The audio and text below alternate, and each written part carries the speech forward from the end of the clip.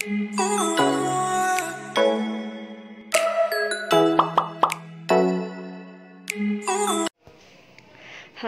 selamat siang sahabat bidan. Kembali lagi di channel YouTube Official Bidan. Kali ini kita akan membahas contoh soal untuk uji kompetensi bidan dan untuk SKB bidan. Karena tahun ini sudah mulai pembukaan pendaftaran CPNS ya teman-teman. Jadi kita akan persiapan untuk SKB bidan juga ya.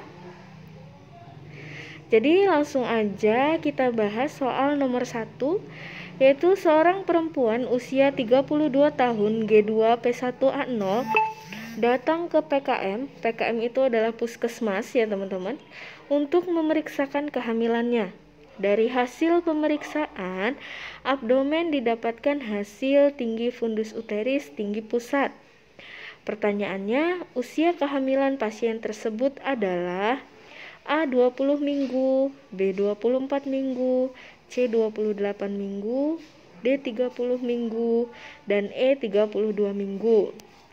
Maka kita harus cari tahu kata kuncinya dulu ya. Hasilnya TFUS tinggi pusat dan pertanyaannya adalah usia kehamilan pasien ya teman-teman.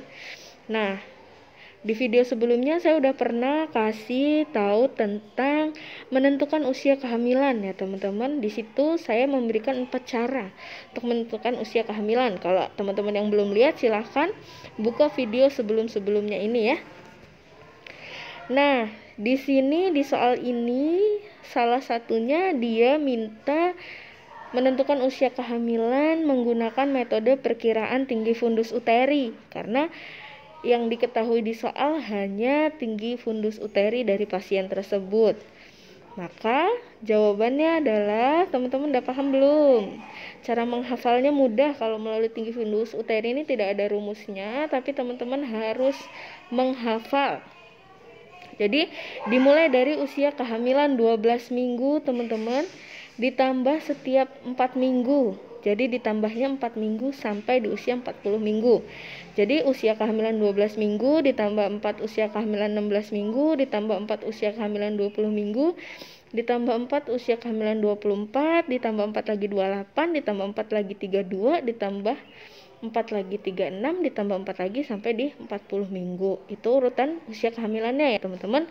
Nah, kita langsung aja. Kalau A 20 minggu itu berarti di 3 jari di bawah pusat ya teman-teman.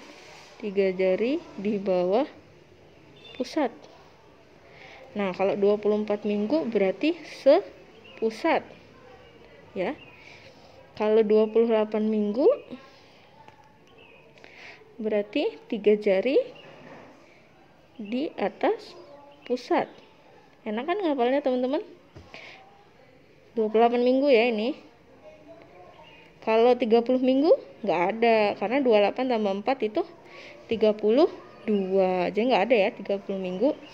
Kemudian kalau yang 32 minggu ditambah 4, berarti dia ada di pertengahan pusat, setengah pusat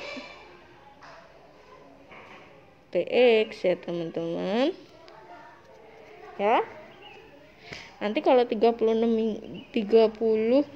minggu berarti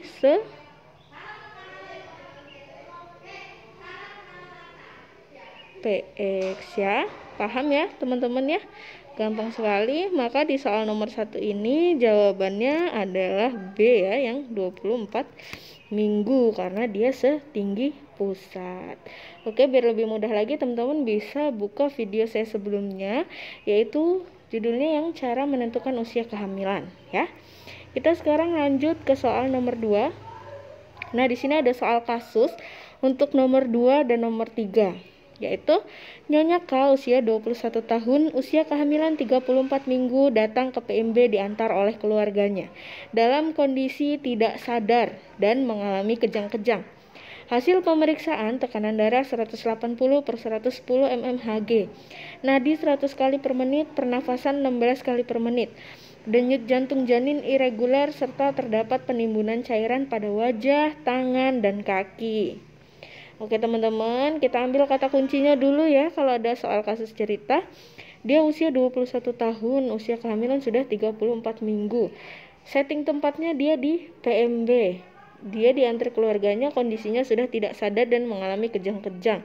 Tekanan darah sudah 180/100, nadi sudah 100, pernafasan 16 kali per menit, denyut jantung janin sudah irregular. Terdapat penimbunan cairan pada wajah, tangan, dan kaki yang menandakan bahwa dia ada ODEM. Ya, teman-teman.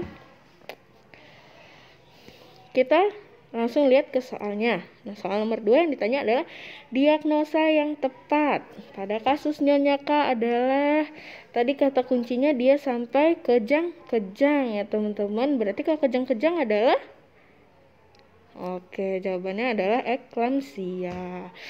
Jadi kata kunci dari soal nomor 2 ini adalah kejang-kejang. Jadi kalau kejang-kejang maka diagnosanya adalah eklamsia. Karena kalau preeklamsi, hipertensi gestasional, superimposif preeklamsi dengan preeklamsi itu tidak disertai dengan kejang. Paham ya teman-teman?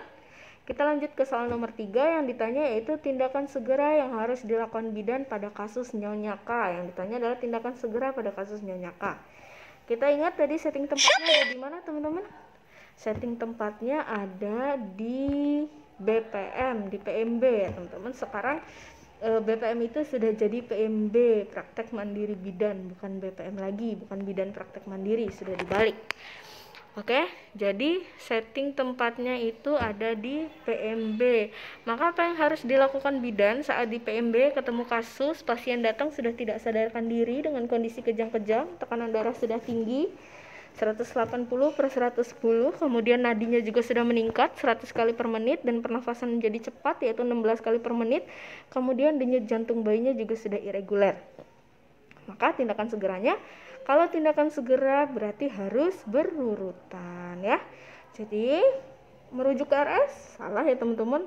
Jangan buru-buru merujuk ke RS. Kalau yang ditanya adalah tindakan segera, maka stabilisasikan dulu keadaan umum pasiennya ya. Memasang infus dan merawat di PMB yang D nggak mungkin ya teman-teman. Yang B memberikan MGS4 dan merujuk ke RS mungkin, memberikan diazepam dan merujuk ke RS mungkin, memberikan MGS4 dan diazepam serta merujuk ke RS. Nah, yang mana nih? Di antara 3 ini yang mana nih teman-teman jawabannya? Jawabannya adalah yang B. Karena kondisi ibu sudah tidak sadarkan diri, sudah kejang-kejang, maka yang harus kita lakukan sebagai bidan adalah memberikan MGSO4 kemudian langsung merujuk ke RS ya. Paham ya teman-teman?